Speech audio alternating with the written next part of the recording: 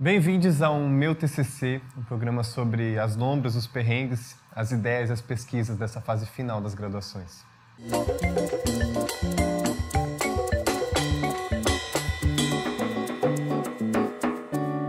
Eu me chamo Lucas, sou um homem branco de barba, óculos, cabelos curtos. Hoje estou vestindo uma blusa cinza de lã.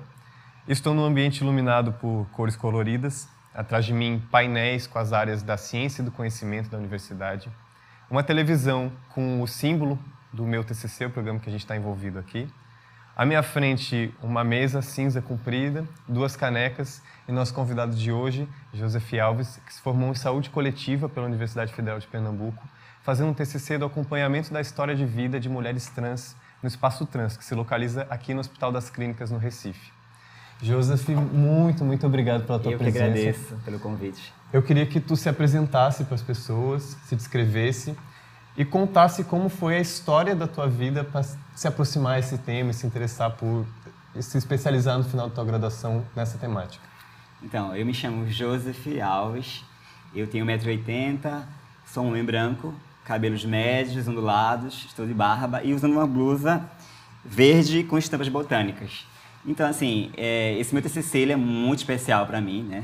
Ele foi um marco, na verdade, da minha trajetória enquanto sanitarista.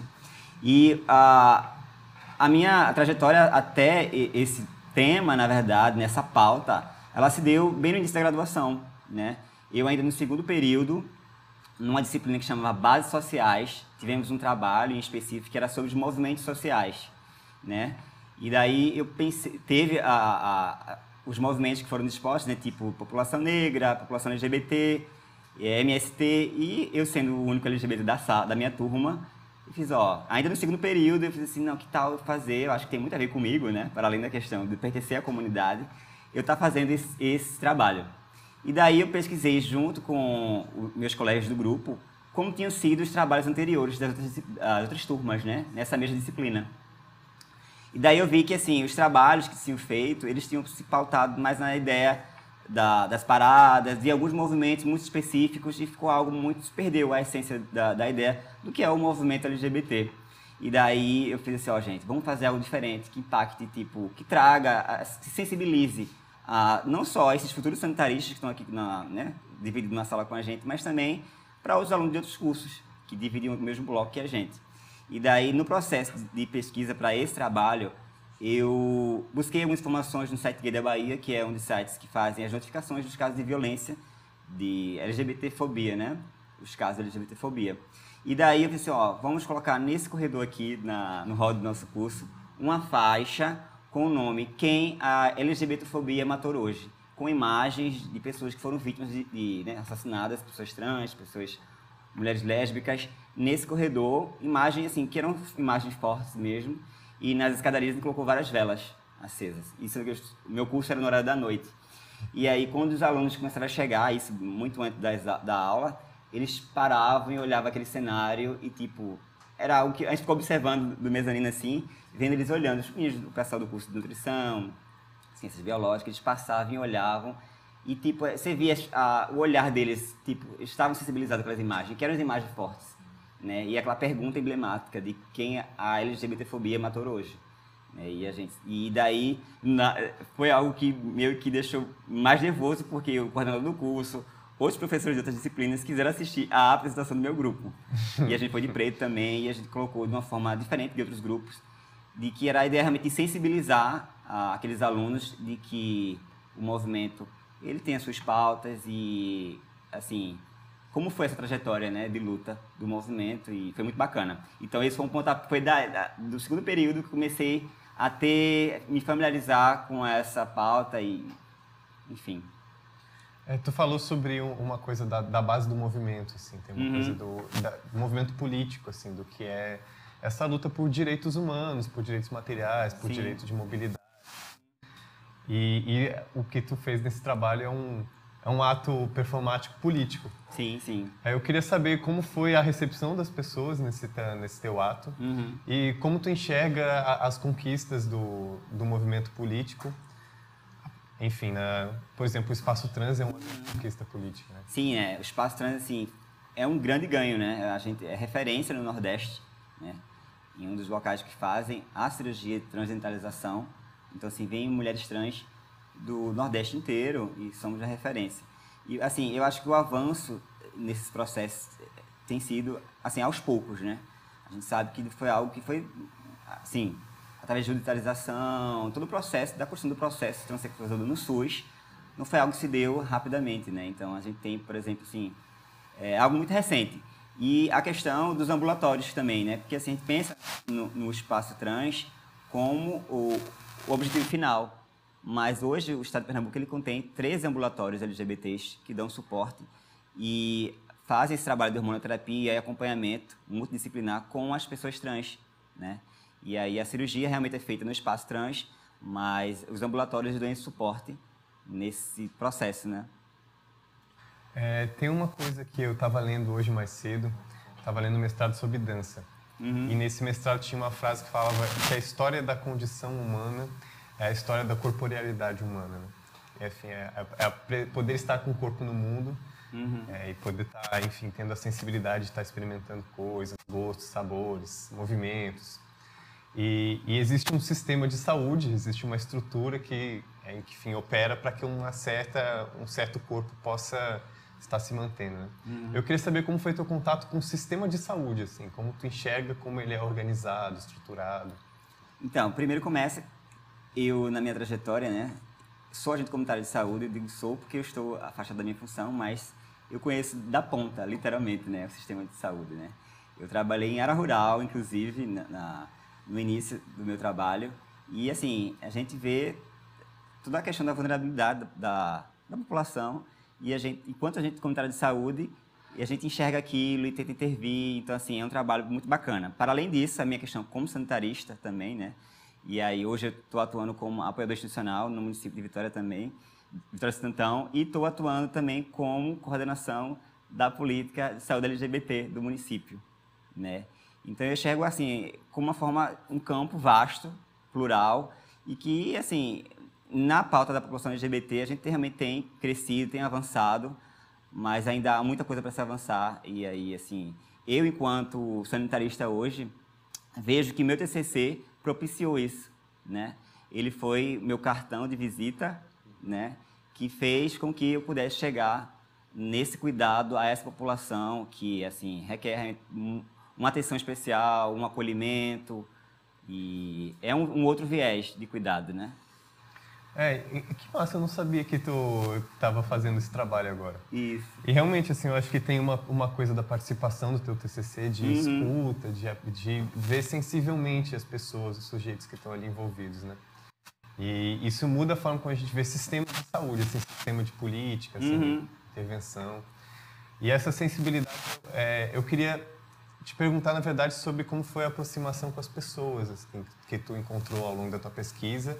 E se quiser falar também depois, como isso te colaborou com o teu trabalho de agora. Durante o processo de pesquisa, né, a gente passou pelo comitê técnico, né, para poder estar vindo aqui para o HC. E eu passei alguns meses ainda como observador, né? A gente ficou observando, participando das reuniões de equipe aqui no Espaço Trans, no HC. E eu tive um pouquinho de dificuldade em relação às entrevistadas, né?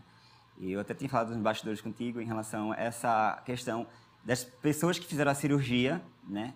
O quanto elas ficam sensíveis, né?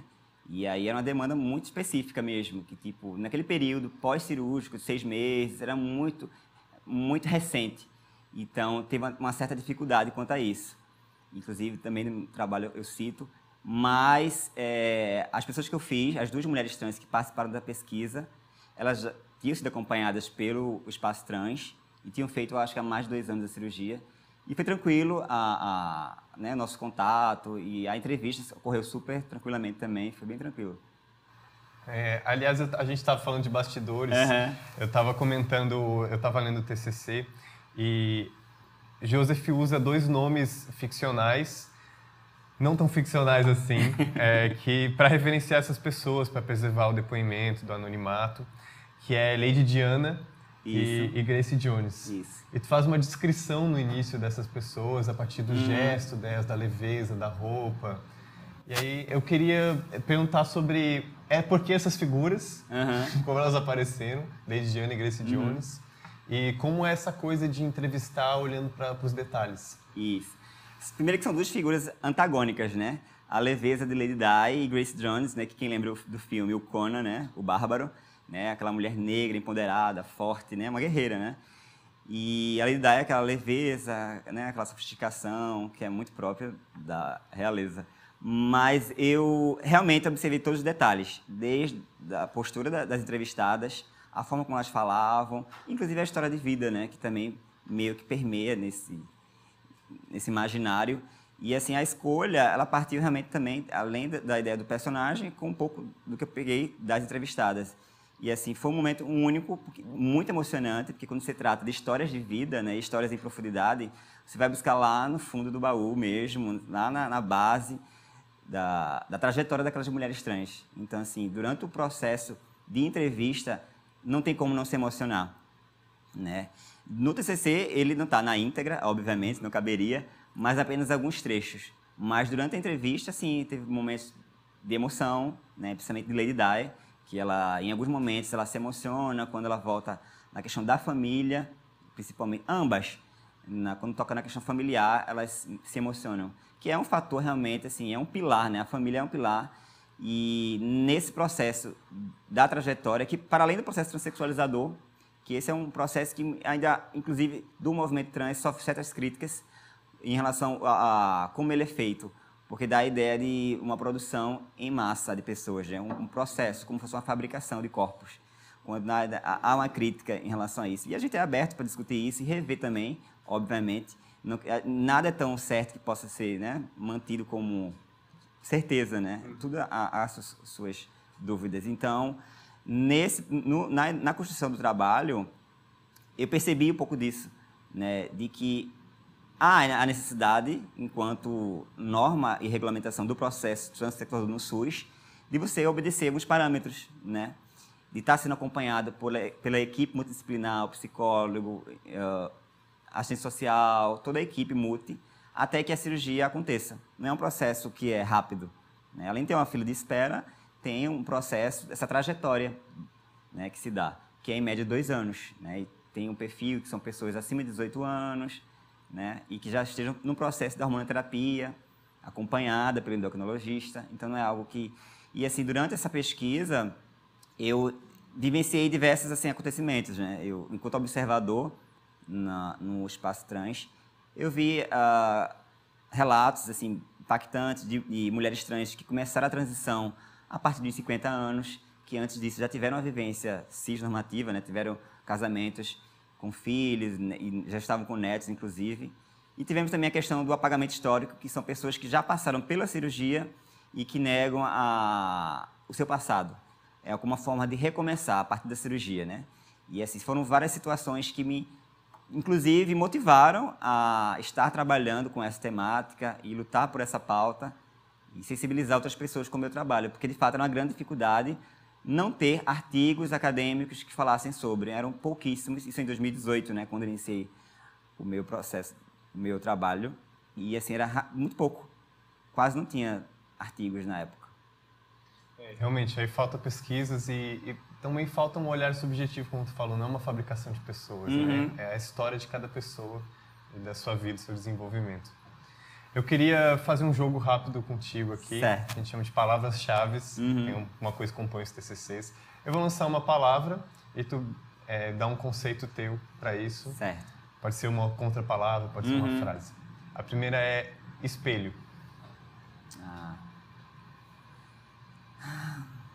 Eu acho que é uma construção, porque a partir do que você vê, nem sempre é o que as pessoas veem, de fato, né? Eu acho que o espelho, ele reflete aquilo naquele momento, mas aquilo pode ser tão transitório.